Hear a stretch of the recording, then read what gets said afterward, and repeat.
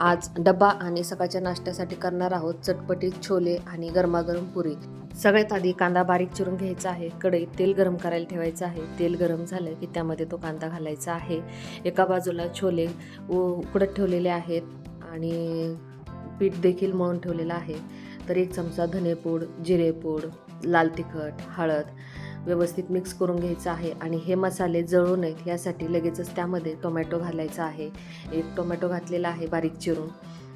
मसाले न करपता व्यवस्थित परतले जावेत यासाठी टोमॅटो घातलेला आहे आणि हिरवी मिरची, आलं लसूण पेस्ट टाकून त्याची चव अजूनच वाढवायची आहे। थोडंसंच मीठ घालायचं आहे कारण छोले शिजत घालताना आपण त्यातही मीठ टाकलेलं असतं आणि थोडासा चाट मसाला घालायचा आहे। छोले उकडून झालेले आहेत, त्याला स्मॅश करून घ्यायचं आहे जेणेकरून वाटण घालायची गरज पडणार नाही। स्मॅश केलेले छोले त्यात घालून उकळू द्यायचं आहे। उकळी आली की छोलेची भाजी तयार। सगळ्यात महत्त्वाचा मसाला म्हणजे छोले मसाला घालायचा आहे आणि छोलेची लज्जत वाढवायची आहे। तर हे उकळू द्या एका बाजूला आणि पुऱ्या लाटायला घेऊयात पटकन।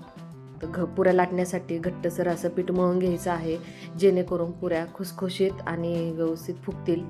तर पुऱ्या पण झालेल्या आहेत। तर डब्यासाठी छोले आणि पुरी तयार झालेली आहे आणि घरातल्यांना नाश्त्यासाठी मस्त चटपटीत असे छोले ज्याच्यावर आपण बारीक कोथिंबीर चिरून घालायची आहे आणि खुसखुशीत अशा टम्म फुगलेल्या पुऱ्या देऊन त्यांनाही खुश करा।